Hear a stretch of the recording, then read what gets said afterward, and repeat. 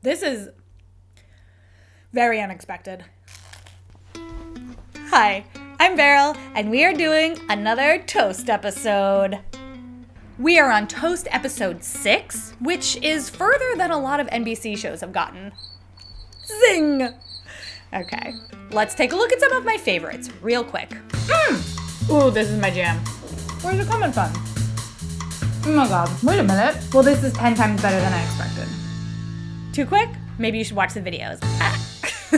Before we get into the toast today, let's talk about the art behind me. This is Jaimi Gibson. She is an artist based out of Vancouver in British Columbia, Canada. Perhaps you can tell that she is inspired by the 70s color palette with vintage imagery and design. I wore a shirt to kind of mimic that, but her stuff is super cool, and I'm leaving a link to her website where you can buy some of her prints that are very, very fun. So we're going back to 5. I feel like 5 is a good number for toasts. Let's start with number 1. My name is Frank and I'm from Luxembourg, although I'm currently living in Berlin and Germany. One of my favorite ways to eat toast is called toast champignon in Luxembourgish, or simply mushrooms on toast. This is the ultimate savory toast. The unique umami flavor of the mushrooms is highlighted by the touch of garlic, and together with the butter creates this really rich and velvety sauce. And the crunchy toast just functions as a vehicle to get the whole thing into your mouth. Toast champignon is very common in Luxembourg, but it's not unique to my home country. It's found all over Europe under different variations and with different names. In Luxembourg, you would often find it on street fairs, village festivities, or especially on Christmas markets. And that's why it always brings good memories for me, because I would often eat it on such occasions. I think this is the perfect dish to get people to like mushrooms. It's soft and creamy and kind of hides the texture of the mushrooms that a lot of people don't like. It's filling, easy to prepare, but still more advanced than your typical toast recipe. So, ich wünsche dir alle a guten Appetit, which in English basically just means bon appetit.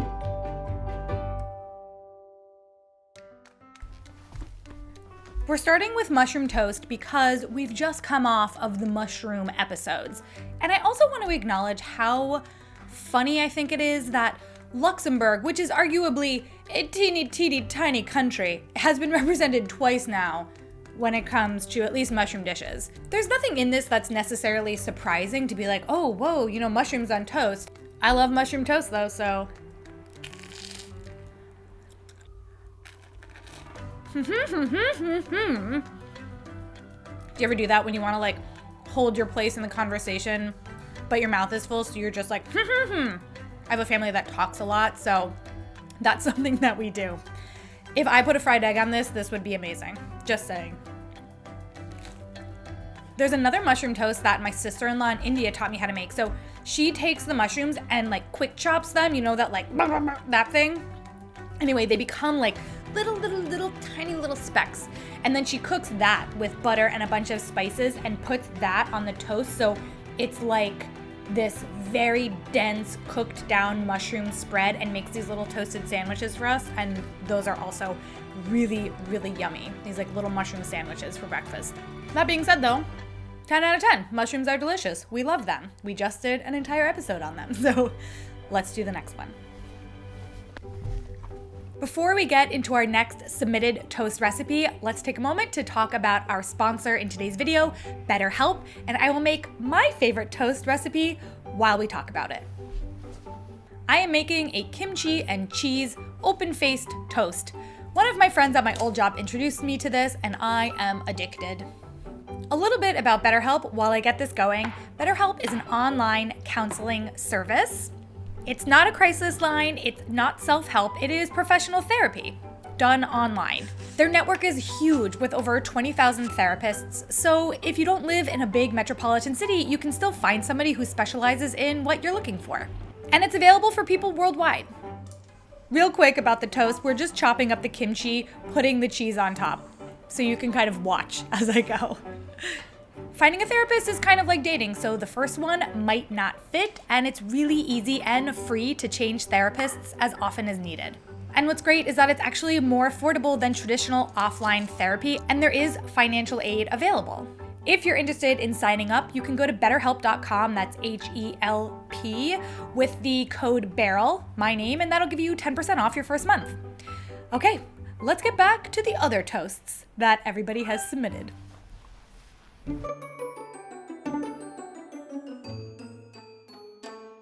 Hi everyone, my name's Katie and I'm from the UK, and my favourite way to eat toast is Welsh Rarebit.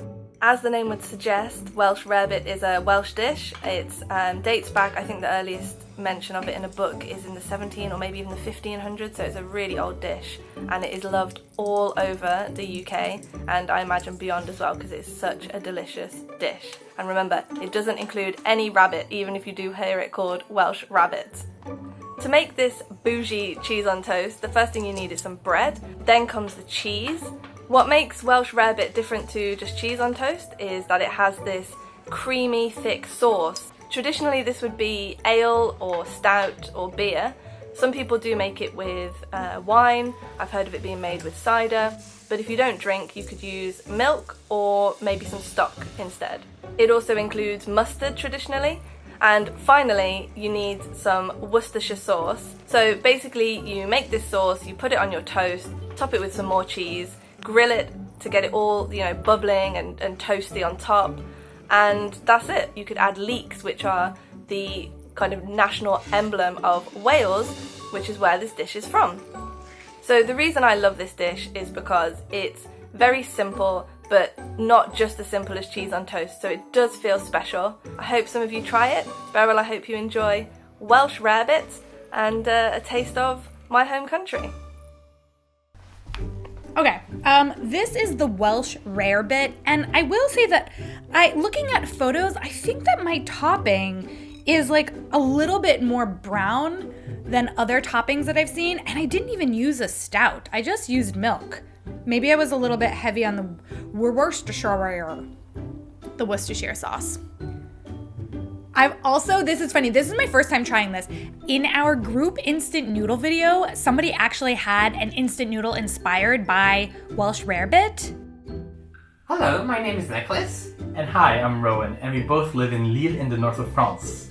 Today, we're gonna eat a ramen dish inspired by Welsh rabbits. And when they said they were having a Welsh Rarebit, I thought they were having rabbits. And now, the more you know, there's no rabbit in this, although at one point in time there may have been. Whoa. Okay. This is very unexpected.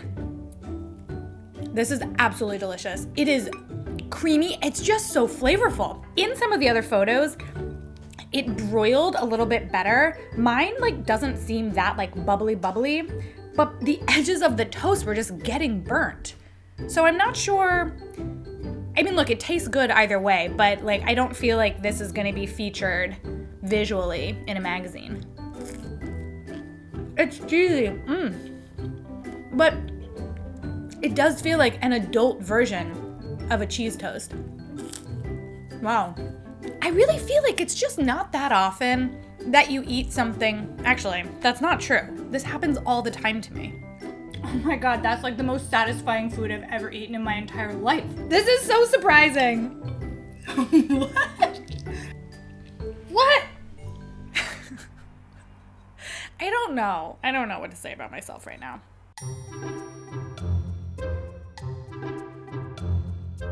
My name is Shay. I'm from Tel Aviv in Israel, and today I want to share with you something that I really like. It's called Baygel Tost. It means bagel toast, toast made out of bagel, and it's something really interesting and special. First of all, because it's local to all of Israel and people have it everywhere, and I've only seen it here. You take this bun, cut it in half, and on both sides you start putting on spreads. I really like putting on garlic sauce, which is made out of garlic and mayonnaise. And on top of it, you put something called yellow cheese, which is our version of American cheese, I guess. It's Israeli cheese. And then on it, you put any kind of toppings you like. I really like putting on feta cheese, tomatoes, olives, and then you close it all up. And you put this in a panini press, and then you cross it. I really like dipping it in sauce and some of the extra garlic sauce. So it's really savory because of all the cheese. You kind of get to have this thing that's a toast, but also something you can share because it's made into 4 parts. And for me, this is really delicious because I think it's kind of nostalgic. I used to have it at the poolside kiosk, and I would always make it for myself for lunch. It's like a comfort food for me. When we start a meal, we say betavon. Betavon means with appetite, like bon appetit. And yeah, betavon.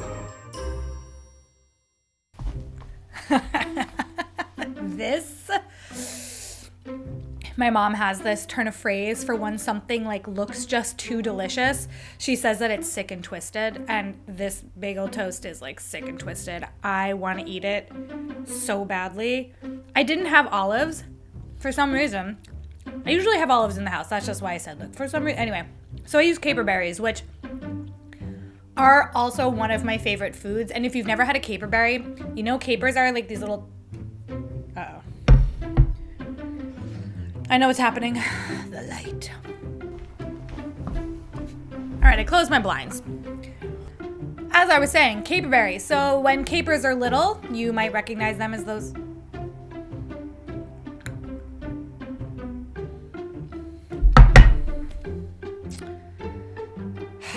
Nature! The thing is, right across from my apartment is this like huge wall of windows, and the sun is just hitting it directly, and it's like I'm like an ant under a magnifying glass. It's just so intense. I'm gonna have a soda while I'm waiting. Okay, there's a cloud. So, caper berries. They're very, very tiny when they're just capers, but then if you allow them to grow, they become these berries, and they are usually in brine, and they're just so delicious, and I like to just eat them straight, and they give me heartburn because it's a lot, but like it's so worth it. Anyway, let's try this bagel toast.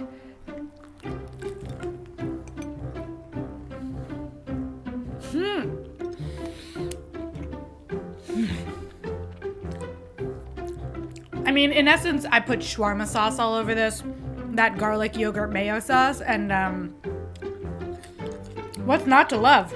I never order the flat bagels, aka flagels. I find them to be actually maybe a little bit superior because both sides are covered in the topping and they're less doughy. I guess I just felt like real New Yorkers order bagels, and my mom orders the flagels, you know? But you know, they're really good. A funny thing has happened since I started this channel. I've gotten back into eating American cheese because it's been in so many recipes, and I've got news. It's pretty good. I thought that I grew out of it, but I don't think so. I wouldn't have people over and be like, would you like a piece of sliced American cheese? But for sandwiches and stuff, it's very melty and the flavor is nice. This is very akin to a grilled cheese sandwich, which may or may not be a theme coming up. It is. It's a theme. It's a theme coming up. Okay, let's keep going.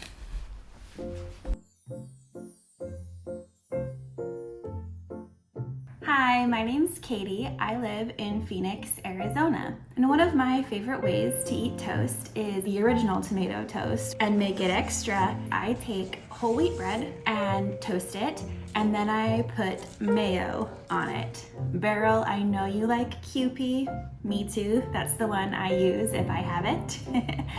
Then on top of that, I'll add a layer of thinly sliced tomatoes with salt and pepper.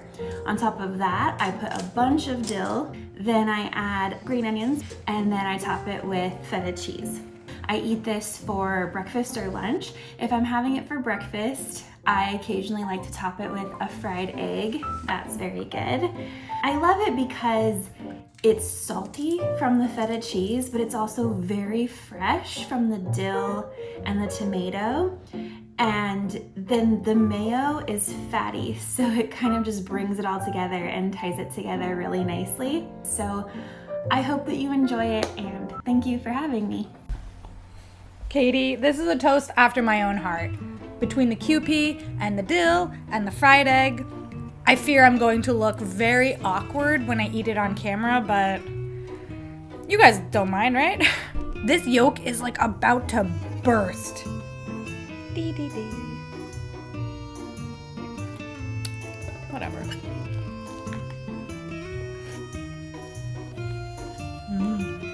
This is so good. It's got BLT vibes without the B or the L, just the tomato.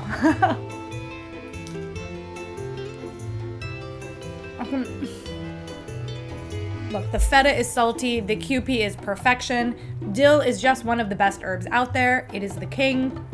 Don't try to fight me because you're gonna lose. Everything in this is great. It's a perfect savory breakfast bite. Or lunch, or honestly dinner. Actually, I could eat this any time of day. That's what's so great about toast, you know? When I lived in Russia in the wintertime, the freezer would just be full of dill because you couldn't get it fresh, and we cook with a lot of dill in Russian cuisine. Did you know that you could freeze herbs? You can. In America, you can buy them all year round, but in Russia, when I was living there, you couldn't. You can't really critique perfection. Okay, last toast. And I saved it for last because I get to have wine with it.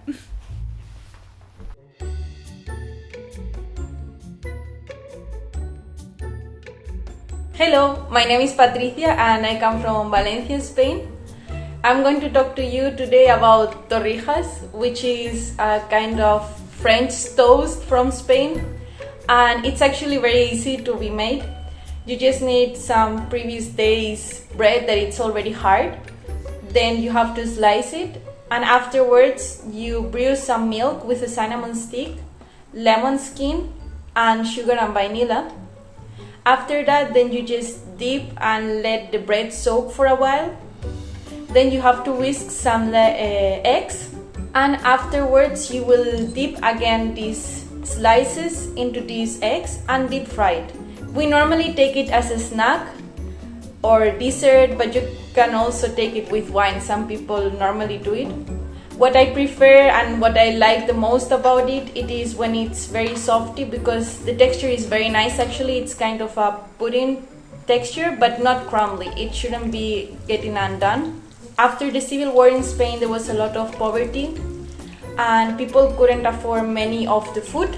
So a hard bread was something easy to have. Therefore, they started taking this dish as daily life, but then it got into the Easter tradition, because Spain, after the civil war, during the dictatorship, it was Catholic country, and in Catholics during Easter they cannot eat meat.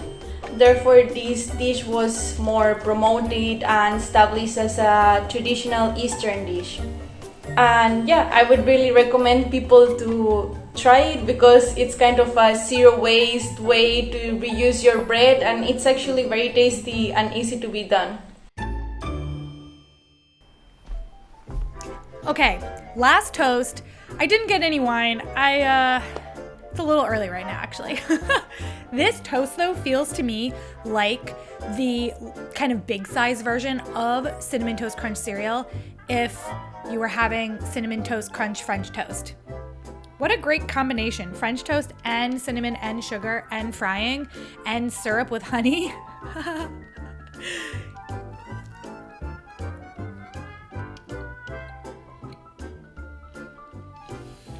You guys, you can taste the orange and lemon rinds that was in the milk. Wow, sometimes you do these things and you're like, does this really matter? In this case, it does. These are dangerously addicting.